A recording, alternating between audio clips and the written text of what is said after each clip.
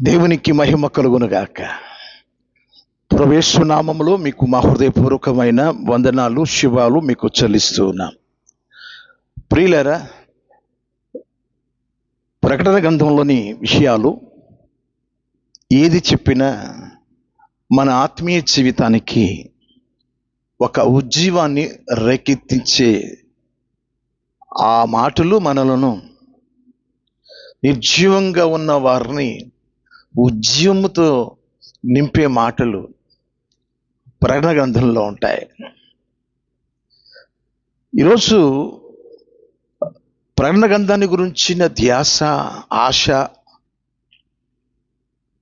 చాలామందికి సన్నగిల్లిపోతూ ఉంది. అదేదో అర్థం కాని గ్రంథంలాగా, అదేదో మాకు తెలియదులేండి, ఆ విషయాలు మాకేమీ అర్థం కాదు అన్నట్టు దాని జోలికి పోరు. ప్రకటన గ్రంథంలో జరగబోతున్న విషయాలు, ప్రపంచానికి ఏమి జరగబోతుందో, సంభవించబోతుందో, సంఘము ఎత్తబడిన తర్వాత జరగబోయే సంగతులు, అనేక విషయాలు విశ్వాసి ఆత్మీయ అంతస్తుకు అది అంటే ఒక మిద్ది మీదికి ఎక్కినట్టుగా మనల్ని ఎక్కిస్తాయి, ఆరోహణ పరుస్తాయి. ప్రియులారా, మరి ప్రాముఖ్యంగా సంఘాల గురించిన విషయాలు కొంత మట్టుకైనా మనకు తెలిసి ఉండాలి. అన్నీ తెలియకపోయినా ముఖ్యమైన విషయాలైనా మనం తెలుసుకుని ఉండాలి. అందుకని ప్రకటన గ్రంథంలోని 7 సంఘాల గురించిన వివరణ కొంత సేకరించి మనము ఆత్మీయ జీవితానికి ఏ సంఘానికి దేవుడు హెచ్చరిక చేశాడో, ఏ సంఘాన్ని గురించి శ్లాఘించాడో, దేవుడు మెచ్చుకున్న సంఘం, ఆ సంఘం మన సంఘంలా ఉండాలని ఆశించి ఆ రీతిగా బలపరుచుకునే మంచి విషయాలు 7 సంఘాల గురించిన ఆ విశ్లేషణ, మనం దాని గురించిన ఆలోచన మనం చేయవలసి ఉంది. రండి, ప్రకటన గ్రంథములో నుండి మొదటి అధ్యాయం 10-11 వాక్యాలు నేను చదువుతూ ఉన్నా. ప్రభు దినమందు ఆత్మవశుడనై ఉండగా, ప్రభు దినమందు అంటే ప్రభు చనిపోయి తిరిగి లేచిన, జయ జీవితం ఇచ్చిన ఆదివారం ప్రభు దినం. ప్రభు దినమందు నేను ఆత్మవశుడై ఉన్నప్పుడు బోరధ్వని వంటి గొప్ప స్వరం, నీవు చూచుచున్నది పుస్తకములో రాసి, అంటే పుస్తకంలో రాసి అంటే గమనించదగ్గ విషయం, మనస్సు పెట్టుకోవలసిన విషయం. ఆయన సంఘాల గురించి చెప్పుచున్న విషయాలు పుస్తకంలో రాసి అంటే ఆ సంఘాల దూతలకు నువ్వు తెలియచేయాలి. అంటే దేవుడు పట్టించుకుంటున్నాడు అన్నమాట సంఘాలను. ప్రతి సంఘాన్ని గురించి ఆయన మాట్లాడుతూ, విశ్లేషిస్తూ చేస్తున్న ఆ సంభాషణ పుస్తకంలో రాసుకో, ఆ విషయాలు వారికి పంపించు అంటున్నాడు. రాసి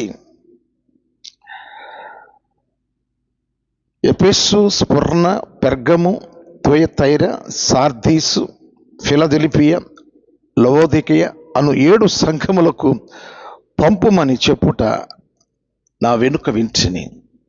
క్రీస్తు శకం 95వ సంవత్సరమున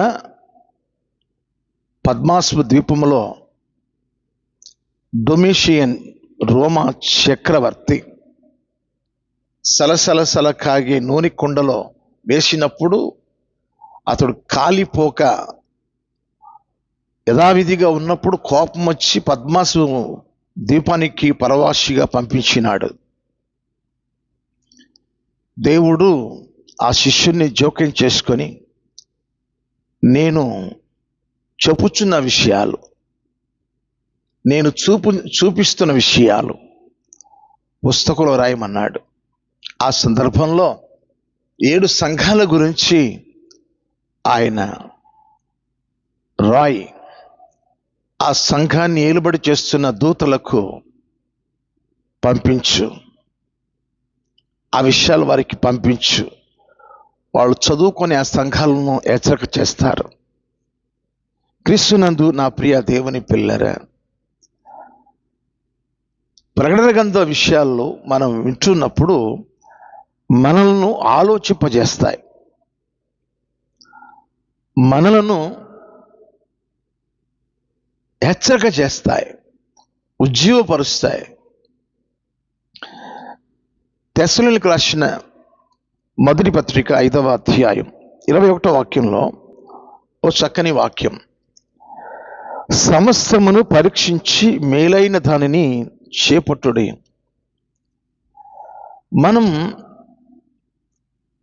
సమస్తాన్ని పరీక్షించి మేలైన దానిని మనం చేపట్టాలి. ఏ సంఘాన్ని గురించి హెచ్చరిక చేస్తున్నాడు, ఏ సంఘాన్ని గురించి ఆయన సంతోషిస్తూ చెప్తున్నాడు, ఒకవేళ సరిదిద్దుకోవాల్సి ఉంటే సరిదిద్దుకోవాలి. దేవుని యొక్క మెప్పును బట్టి మనం ఇంకా ఆత్మీయ లోతుల్లోకి మనం వెళ్ళాలి. క్రీస్తునందు నా ప్రియమైన దేవుని పిల్లలారా, ఈ 7 సంఘాలు అప్పుడు యోహాను గారు ఉన్నప్పుడు ఆసియా మైనర్లో, ఆ ప్రాంతంలో ఉండేవి. ఆసియా మైనర్ అంటే మధ్యలో. ఆ 7 సంఘాలు అక్కడ ఉండేవి. ఇప్పుడు ఎక్కడ ఆ సంఘాలు ఉన్నాయి అంటే టర్కీ అనే ప్రాంతంలో ఇప్పుడు ఆ 7 సంఘాలు ఉన్నాయి. మధ్యంతర సముద్రానికి సమీపంలో 7 సంఘాలు ఉంటాయి. వాటి గురించిన ఓ మ్యాప్ మీకు చూపిస్తూ ఉన్నాం. అప్పుడు ఆసియా మైనర్లో ఉన్న యోహాను గారు ఉన్నప్పుడు ఆ మ్యాప్ ఒకటి చూపిస్తున్నాం. తర్వాత ఇప్పుడు టర్కీ ప్రాంతంలో ఉన్న ఆ ఫోటో కూడా మీకు చూపిస్తూ ఉన్నాం. ఏ సంఘాన్ని గురించి చెప్తున్నప్పుడు ఆ సంఘ పట్టణాన్ని గురించిన విషయాలు ఒక ఫోటో చూపించి మీకు దాని గురించి వివరిస్తాను. విశ్లేషణ 7 సంఘాల గురించిన విషయాలు మీకు చెప్తూ ఉంటుండగా మీరు శ్రద్ధగా వినండి ప్రియులారా, శ్రద్ధగా వినండి. ఈ యొక్క 7 సంఘాల గురించి 2వ అధ్యాయం అంతా, 3వ అధ్యాయము అంతా మనం చదువుకోవాలి. 2వ అధ్యాయాన్ని 3వ అధ్యాయాన్ని మనం చదువుకుంటే సంఘాల గురించిన విషయాలు మనకు కనబడతాయి. మొదటి సంఘాన్ని గురించి మనం కొంత మట్టుకు అన్నీ చెప్పడానికి వీడియో లెంత్ పెరుగుతుంది. సంక్షిప్తంగా కొన్ని విషయాలు నేను చెప్తాను. ఎఫెసు సంఘాన్ని గురించిన విషయాలు మనం ధ్యానం చేసుకుందాం. అపోస్తల కార్యముల గ్రంథం 19వ అధ్యాయం మొదటి వాక్యాన్ని నేను చదువుతూ ఉన్నాను. అపోల్లో కొరింథీలో ఉన్నప్పుడు జరిగినది ఏమనగా, పౌలు పై ప్రదేశములలో సంచరించి ఎఫెసునకు వచ్చి, కొరింథీయులేమో అపోల్లో దైవజనులు ఉన్నారు, ఎఫెసులో పౌలు గారు దైవజనులు ఉన్నారు.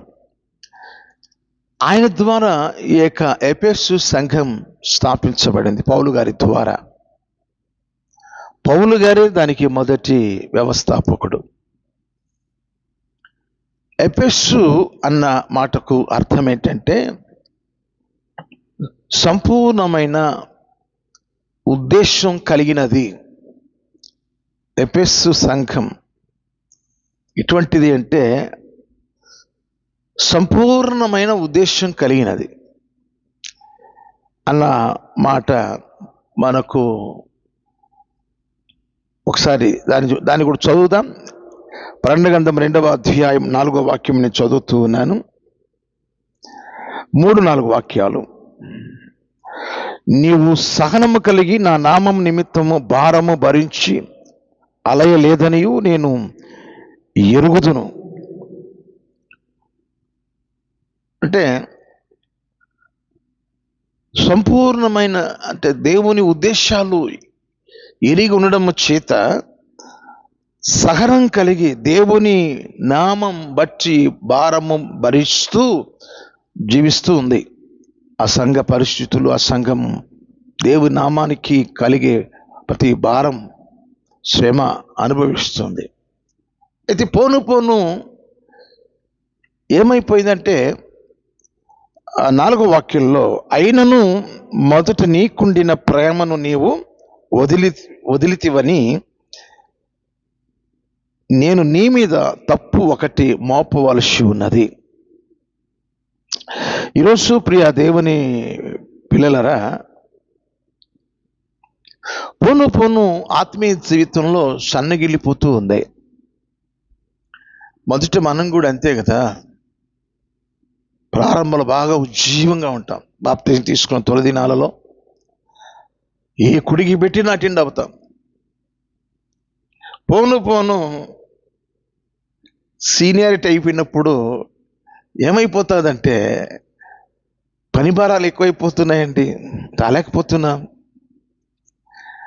బంధువులు వచ్చారండి, అబ్బాయి విషయమై ఆదివారమే మరి పని మీద వెళ్ళామండి. అదేంటోనండి, ఆదివారమే అన్ని కార్యక్రమాలు వచ్చేస్తున్నాయి. ఇక ఆదివారాలు కూడా ఉండవు. ఆదివారం ఆరాధనకు వెళ్ళలేదు అన్న చింత కూడా ఉండదు. అది ఎఫెసు పరిస్థితి. ప్రారంభంలో దేవుని కొరకు భారం మోసి అలసిపోయి ఉంది ఆ సంఘం. కానీ పోను పోను జార విడిచింది. మర్చిపోని ఒక విషయం చెప్తాను మీకు. అదేంటి అంటే, ఎఫెసు సంఘంలో తల్లి అయిన మరియ సభ్యురాలట ఆ సంఘానికి. ఆ తర్వాత యోహాను గారు కూడా అక్కడ పరిచారకుడిగా పనిచేసినట్టు చరిత్రలో, అంటే సెలువులో ఇదిగో నీ కుమారుడని యోహాను గారిని అప్పగించినప్పుడు ఆయన నిర్వహణలో కూడా అక్కడ పరిచర్య జరిగింది. అయినా మొదట నీకున్న ప్రేమ ఇప్పుడు లేదు. ఆ తప్పు ఒకటి నీ మీద మోపవలసి వస్తుంది. కొన్ని సంఘాలు ప్రారంభంలో ఉజ్జీవంగా ఉంటాయి.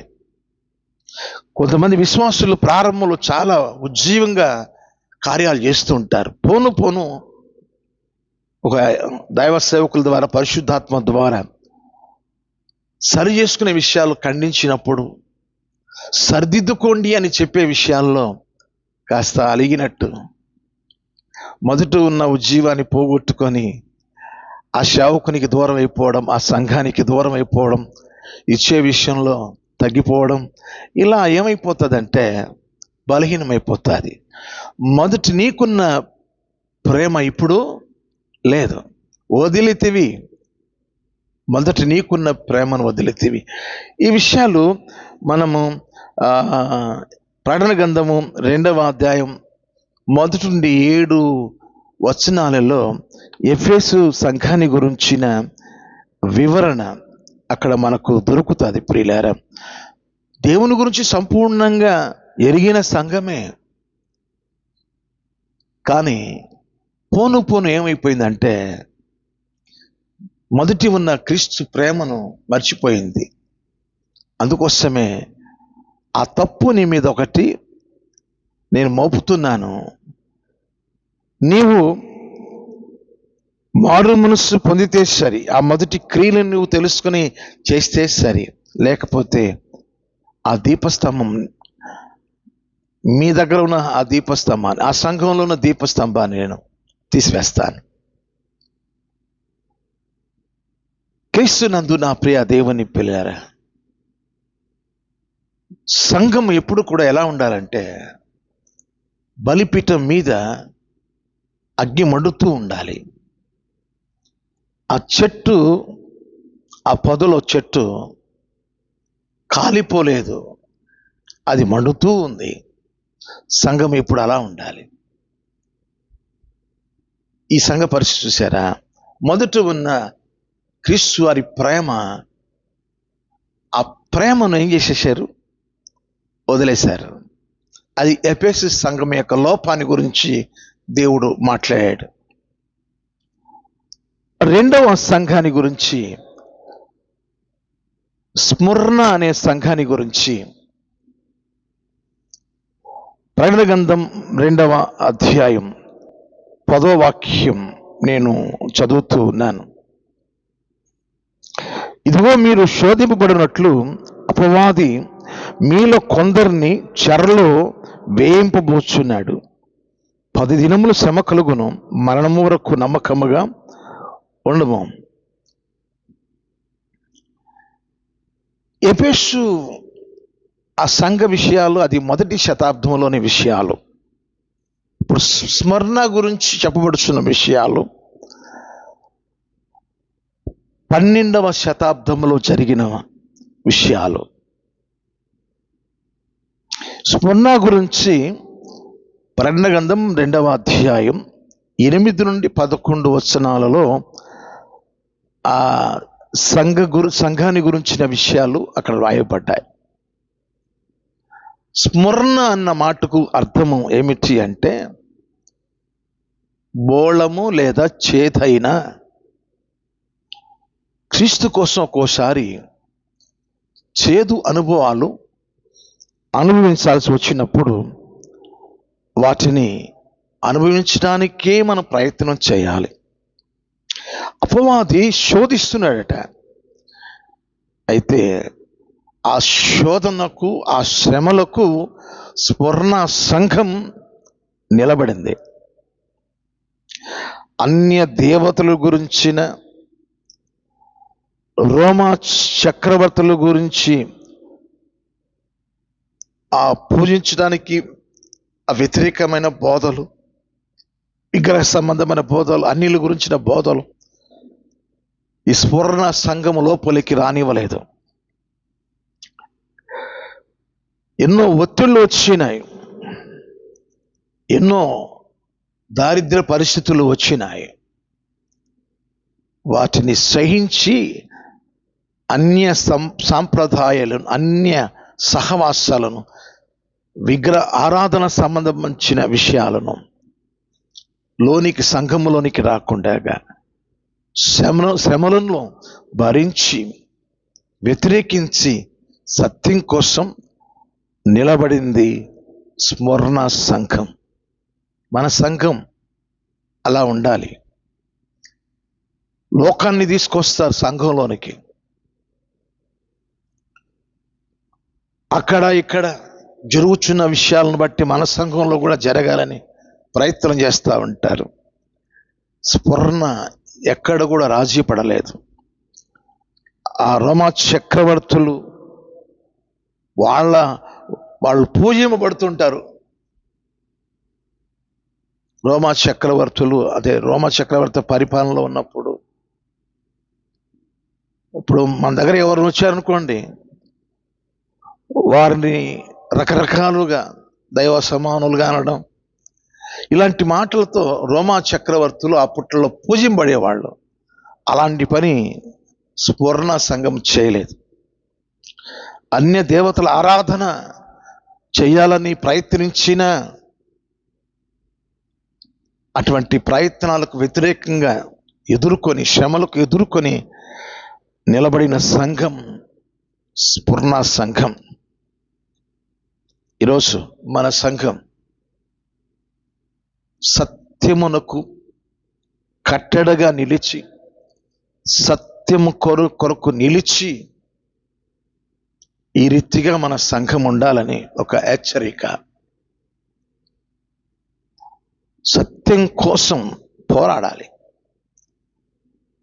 మీకు కొరింథీయులకు రాసిన 2వ పత్రికలో 13వ అధ్యాయంలో, 2వ కొరింథీయులకు రాసిన పత్రిక 13వ అధ్యాయంలో 8వ వాక్యంలో, మేము సత్యమునకు విరోధముగా ఏమీ చేయనేరం, గాని సత్యము నిమిత్తము సమస్తమును చేయుచున్నాం. సత్యమునకు విరోధంగా ఏమీ చేయనేరం, గాని సత్యము నిమిత్తమే సమస్తమును చేయుచున్నాం. అలా ఉండాలి. సత్యం కోసం నిలిచిన వాడే నాకు శిష్యుడు. శ్రమలలో నిలిచిన వారే అని లూకాసు వార్తలో 22వ అధ్యాయంలో ప్రభుల వారు శిష్యుల గురించి మాట్లాడిన మాట నేను చదువుతూ ఉన్నాను. ఇవి చాలా అవసరం అండి, మన ఆత్మీయ జీవితంలో చాలా అవసరం. 22:28 నా శోధనలలో నాతో కూడా నిలిచి ఉన్నవారు మీరే అని ప్రభువారు చెప్పినారు. సంఘం ఎప్పుడు కూడా క్రీస్తుని బట్టి వచ్చే శ్రమలలో, శోధనలలో నిలవాలి. చేదైన అనుభవం ఎప్పుడైనా సరే గుబాళించే, ఇప్పుడు సాంబ్రాణి ఉందనుకోండి, ఒక గడ్డ అంటే కడ్డీ ఉందనుకోండి, వాటిని ఒక చిన్న ముక్క నోట్లో పెట్టుకుంటే చేదుగా ఉంటుంది. అది అగ్నిలో పెడితే ఎలా ఉంటుంది తెలుసా? పరిమళ వాసన. అంటే శోధన, ఆ శ్రమ చేదుగా ఉంటుంది. ఆ శ్రమ చేదుగా ఉంటుంది, కానీ శ్రమలలో కాలినప్పుడు, నలిగినప్పుడు సువాసన వస్తుంది. క్రీస్తు మిమ్మల్ని ప్రేమించి పరిమళ వాసనగా ఉండుటకు ఆయన తన్ను తాను బలిగా అర్పణ చేసుకున్నాడు. స్మరణ సంఘంలాగా మన సంఘం ఉండును గాక. ఈ విషయాలు ప్రకటన గ్రంథం 2వ అధ్యాయం 8 నుండి 11 వాక్యాల్లో మనకు ఆ విషయాలు అక్కడ దొరుకుతాయి. 3వది పెర్గము. ఈ పెర్గము సంఘము గురించి 2వ అధ్యాయం ప్రకటన గ్రంథంలో 12 నుండి 17 వాక్యాల్లో ఉంటుంది. ప్రియులారా, పెర్గము అంటే గోపురము లేకపోతే దుర్గము అంటే దానికి అర్థం గోపురము లేక దుర్గం. దీన్ని గ్రీకులో బెర్గమో అంటారు. ప్రియులారా, ఈ పెర్గము సాతానుకు నిలయ స్థలంలా మారిపోయింది. ఇది ఎప్పటి సంగతులు అంటే 4వ శతాబ్దంలో నుంచి 12వ శతాబ్దం లోపల జరిగిన విషయాలు గ్రంథకర్త రాయడం జరుగుతుంది. ఒకసారి ఈ పెర్గమాట విగ్రహ ఆరాధన విషయాలు, అన్య మత ఆచారాలు అన్నిటినీ కాదనకుండా, తూచా తప్పకుండా ఆ సంఘంలో విగ్రహాలు పెట్టుకోవడం, అన్య ఆచారాలు పెట్టుకోవడం, ఎన్ని ఉంటాయో ఆచారాలు, ఆ సాంప్రదాయాలు, ఆ మర్యాదలు అన్నిటినీ ఈ పెర్గము అనే సంఘ అనుభూతి ఇక్కడ హెచ్చరిక చేయబడతా ఉంది. పూర్తిగా దేవునికి అవమానకరంగా, సాతానుకు నిలయ స్థలంగా ఉంది. పేరుకేమో ఇది గోపురము, దుర్గం. వాస్తవంగా ప్రార్థన శిఖరము అంటారు. యెహోవా నామము దుర్గము అని ఉంది. మరి ప్రార్థన శిఖరంగా ఉండవలసి ఉంది, దేవుని నామ దుర్గంగా ఉండవలసిన ఈ సంఘం ఇది సాతాను నిలయ స్థానంలా ఉంది. పూర్తిగా అపవాది చేతుల్లో పడిపోయి ఉంది ఈ యొక్క పెర్గము అనే సంఘం. 4వ సంఘం తుయతైరా. తుయతైరా తుయతైరా ప్రకటన గ్రంథం 2వ అధ్యాయం 18 నుండి 29 వాక్యాల్లో మనం చూడొచ్చు. తుయతైరా సంఘం మీరు అపోస్తల కార్యముల గ్రంథంలో చూస్తారు. మీరు ఆ 16వ అధ్యాయంలో లుదియా కూడా ఆ తుయతైరా పట్టణస్తురాలు. అక్కడ ఆమె ఊదా రంగు పొడిని అమ్ముకుంటున్నప్పుడు పౌలు గారు వాక్యం చెప్పుచున్నప్పుడు దేవుడు ఆమె హృదయాన్ని తెరచి ఒక సాక్షిగా, ఒక ఉజ్జీవకరమైన మరి దివిటిలాగా ప్రకాశించిన జీవితం ఆ సంఘంలో ఆమె గురించి మనకు జ్ఞాపకానికి వస్తుంది. తుయతైరా అనగానే తుయతైరకు ఒక పేరు ఉంటుంది, అకీసర్. గ్రీకులో అకీసర్ అంటారు. ఈ తుయతైరకి అర్థం ఏంటంటే కుమార్తె లేక లోకంతో ఐక్యమైనది. అంటే లోకానికి కుమార్తెగా జీవించింది, లోక కుమార్తె అనొచ్చు. ప్రియ దేవుని పిల్లలారా, లోకంలో లోక సంఘాలు ఎక్కువగా మారిపోయినాయి. ప్రకటన గ్రంథం 2వ అధ్యాయం 20-21 వాక్యంలో మీకు నేను చదివి వినిపిస్తాను. కొన్ని విషయాలు మీకు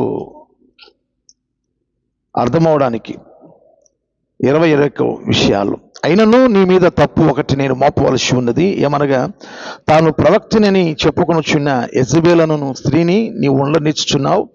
జారత్వం చేయుటకును విగ్రహములకు బలి ఇచ్చిన వాటిని తినుటకును అది నా దాసులకు బోధించుచు వారిని మోసపరచుచున్నది. మారు మనసు పొందుటకు నేను దానికి సమయం ఇచ్చితిని, కానీ అది తన జారత్వం విడిచిపెట్టి మారు మనసు పొందనలదు.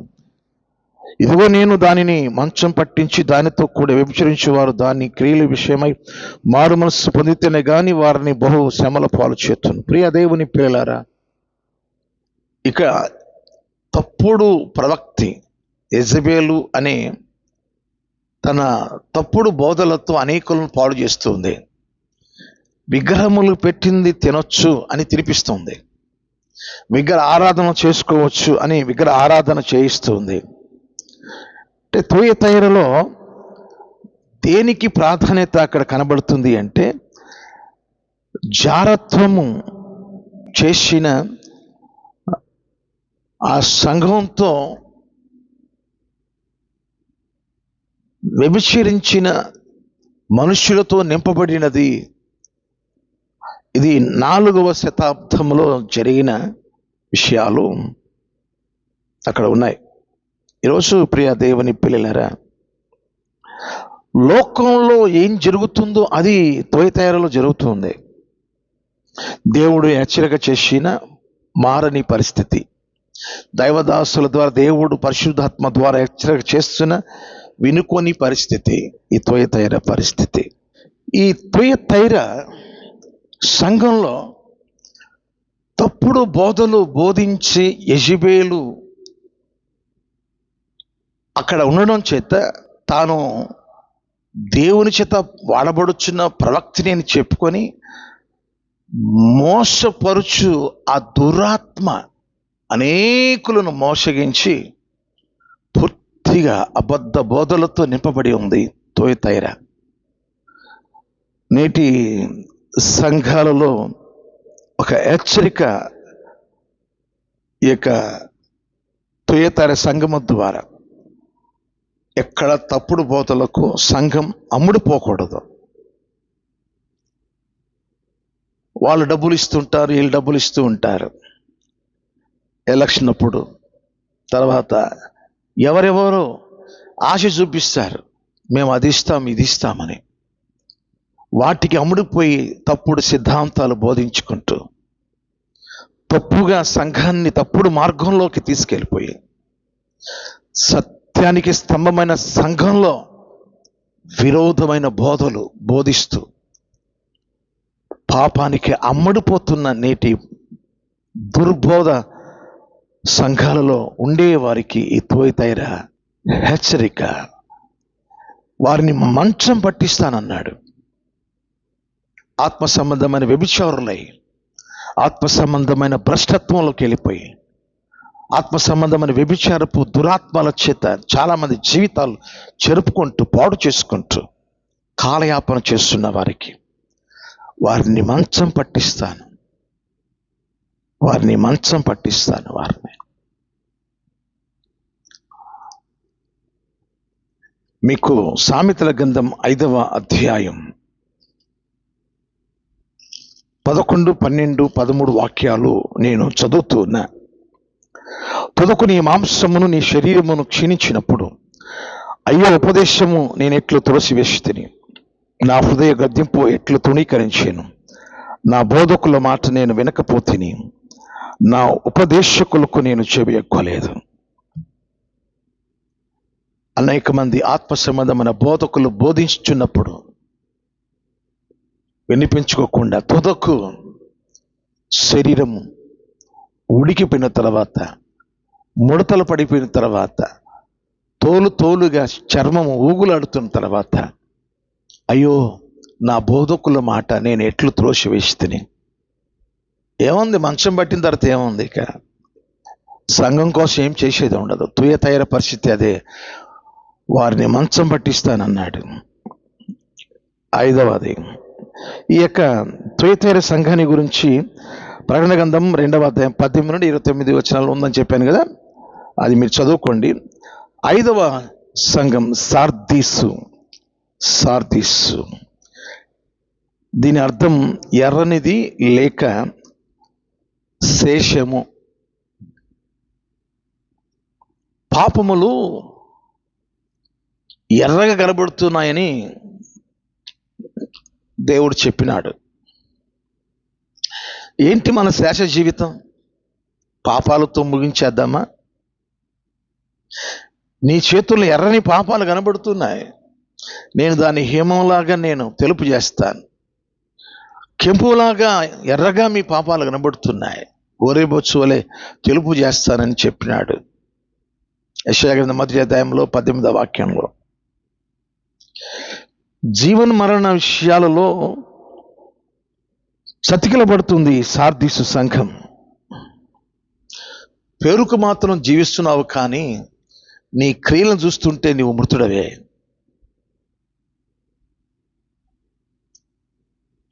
పేరుకు బతుకుతున్నావు కానీ నువ్వు చచ్చిన వాడితో సమానం. నిర్జీవంగా ఉన్నాయి, నీ క్రియలు నిర్జీవంగా ఉన్నాయి. పేరుకు మాత్రం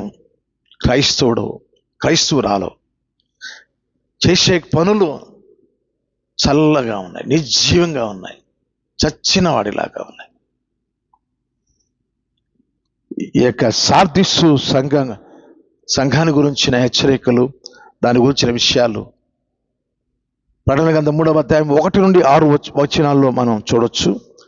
ఇది 14వ శతాబ్దంలో జరిగిన విషయాలు అని బైబిల్ పండితులు తెలియచేశారు. ఇక శాశ్వత జీవితం మిగిలి ఉంది. బతుకుదామా చద్దామా అని కొట్టుకులాడుతూ ఉంది. చావో రేవో తెలుసుకోలేని పరిస్థితి.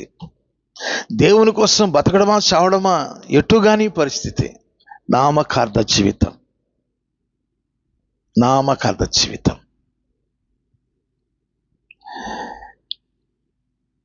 ప్రాణం ఉన్నట్లు కనిపిస్తుంది కానీ మరణించిన సంఘం అది. బ్రతికినట్టుగా కనబడుతుంది కానీ అది చచ్చిన సంఘం అది. 6వ సంఘం ఫిలదెల్ఫియా. ఈ సంఘాన్ని గురించి ప్రకటన గ్రంథంలో 3వ అధ్యాయంలో 7 నుండి 13 వాక్యాల్లో మనం చూడొచ్చు. ఫిలదెల్ఫియా అనే మాటకు అర్థం సహోదర ప్రేమ. ప్రేమతో నింపబడి ఉంది ఈ ఫిలదెల్ఫియా. స్ఫురణ సంఘం ఏ రీతిగా అన్ని ఆచారాలను ఎదిరించిందో అదే రీతిగా ఫిలదెల్ఫియా కూడా సువార్త ద్వారాలు తెరిచిన సంఘం అది. ఇది 17వ శతాబ్దంలో జరిగిన విషయాలను జ్ఞాపకానికి తీసుకొస్తున్నాయి. దేవుని వాక్యాన్ని క్షుణ్ణంగా గైకొన్న సంఘం ఇది. దేవుని స్వార్థ కొరకు ఎంతైనా ఖర్చు పెట్టే సంఘం ఇది.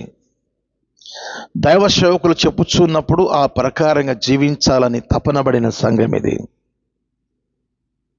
ప్రకటన గ్రంథంలో 3వ అధ్యాయంలో 11వ వాక్యంలో ఓ చక్కని మాట నేను చదువుతూ ఉన్నాను.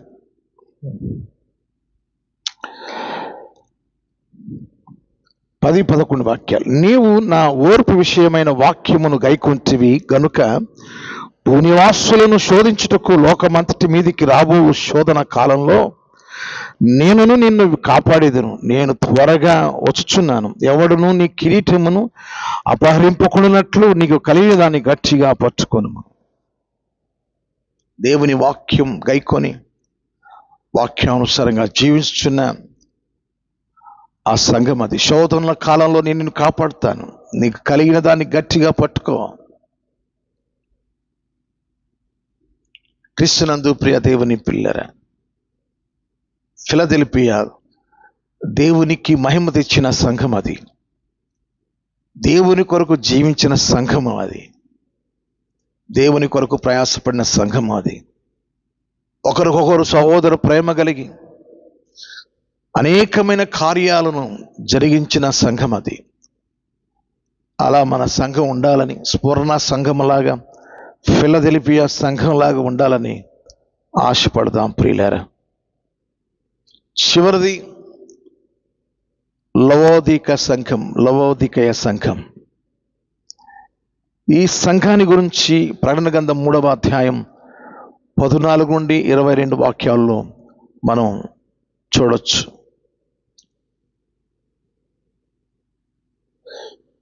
ఈ లవోదిక సంఘము ఎప్పటిది అంటే 20వ శతాబ్ద కాలం ఎలా ఉందో అంటే ఇప్పుడు జరుగుతున్న పరిస్థితిని బట్టి ప్రభు చెప్పాడు, అక్రమము విస్తరించుట చేత అనేకుల ప్రేమ చల్లారును.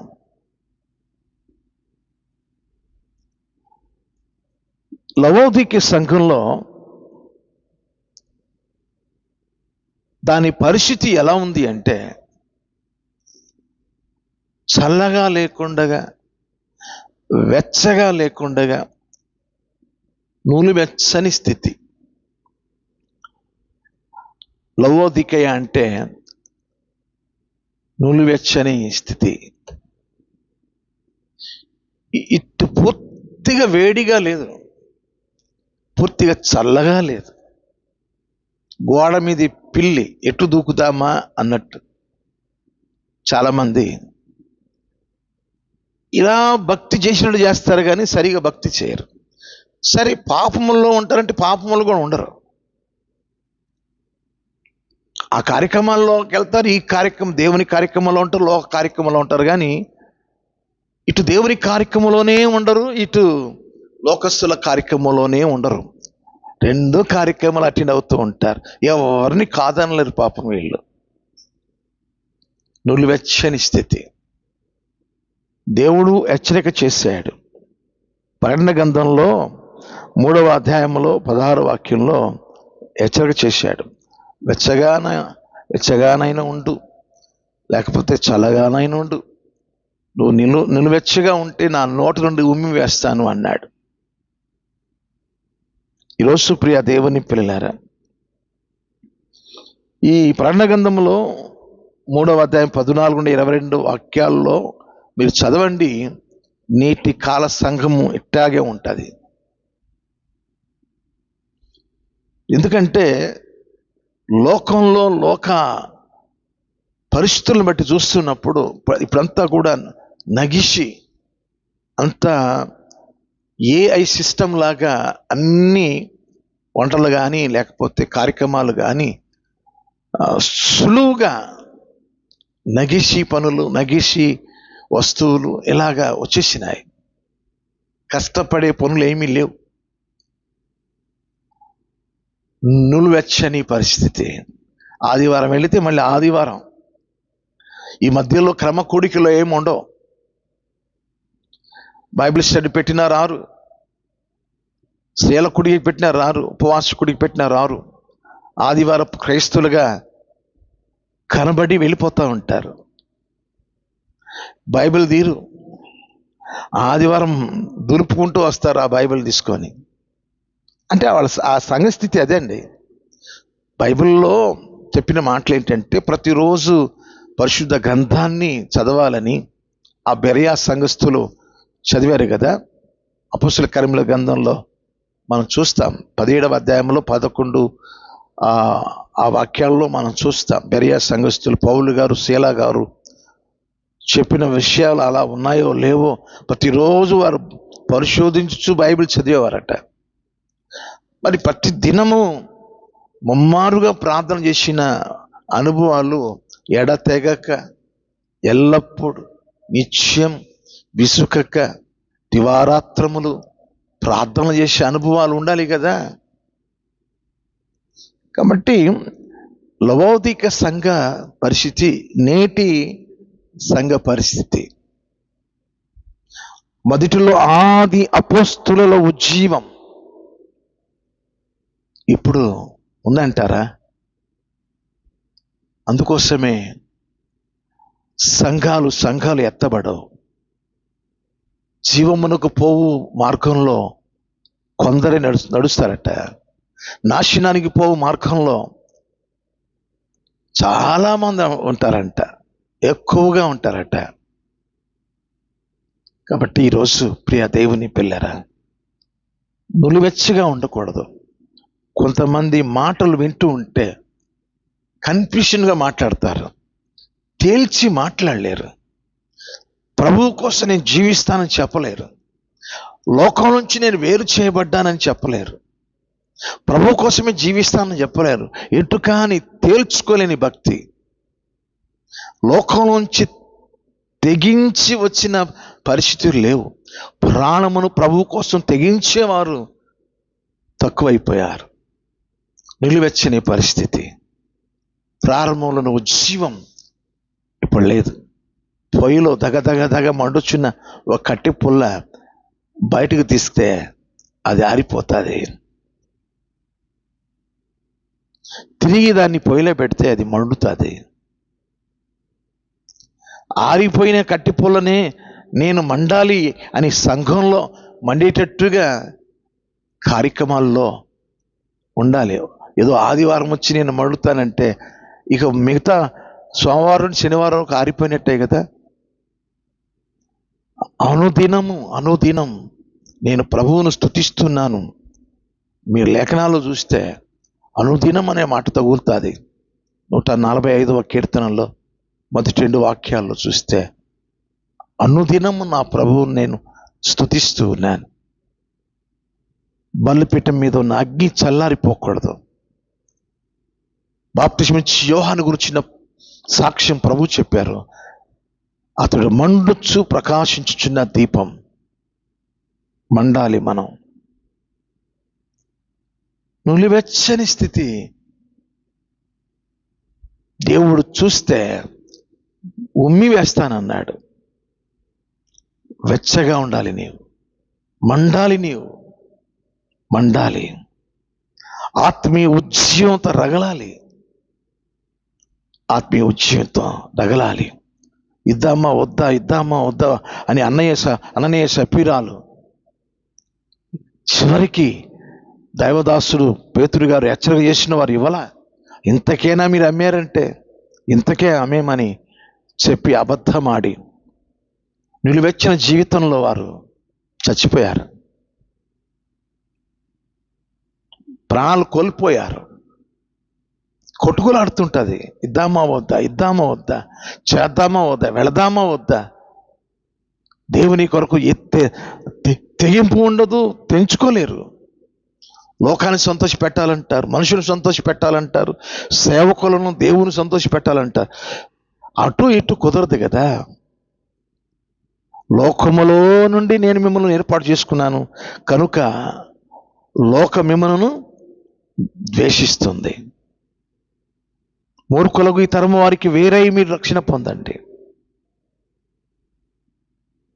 లోకం నుంచి మనం వేరు చేయబడాలి. ప్రభు కొరకు సాక్షిగా నిలవాలి. తుది శ్వాస వరకు దేవుని కోసం పోరాడాలి. 7 సంఘాల గురించిన విశ్లేషణ మీకు చెప్పడం జరిగింది. మనకు కొన్ని హెచ్చరికలు వచ్చినాయి. ఆ హెచ్చరికలను బట్టి సంఘంలో ఎలా నడుచుకోవాలో అలా మనం ఆత్మీయంగా నడుచుకుందాం ప్రియులారా. మనిషిని బట్టి భక్తి చేయకూడదు. మన కొరకు ప్రాణం ఇచ్చిన ఆయన కొరకే మనం బ్రతకడం నేర్చుకోవాలి. మీకు గలతీయులకు రాసిన పత్రిక 2వ అధ్యాయం 20వ వాక్యం చదువుతున్నాను మీకోసం. నేను క్రీస్తుతో కూడా సిలువ వేయబడి ఉన్నాను. ఇకను జీవించేవాడును నేను కాను, క్రీస్తే నా యందు జీవించుచున్నాడు. నేనిప్పుడు శరీరమందు జీవించుచున్న జీవితం నన్ను ప్రేమించి నా కొరకు తన్ను తాను అప్పగించుకొనిన దేవుని కుమారుని యందలి విశ్వాసము వలన జీవించుచున్నాను.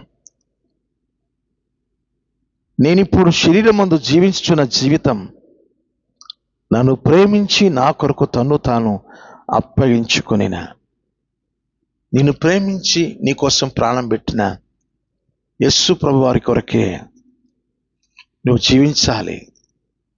మరో వాక్యం చూపించమంటారా? కొరింథీయులకు రాసిన 2వ పత్రిక 5వ అధ్యాయం 15వ వాక్యం.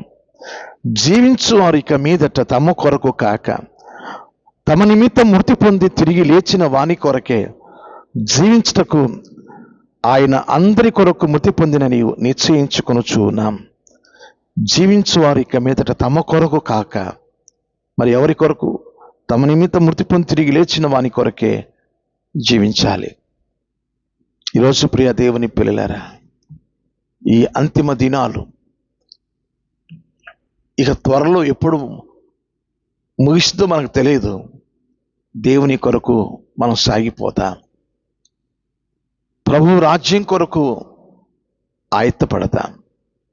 బతికితే ప్రభు కోసమే బతుకుతాం, చనిపోతే ఆయన కోసమే చనిపోతాం. అంతవరకు సెలవు. మరో వీడియోలో మిమ్మల్ని కలుస్తాను. దేవుడు మెండారుగా మిమ్మల్ని దీవించునుగాక. ఆమేన్. వందనాలు. Thank you.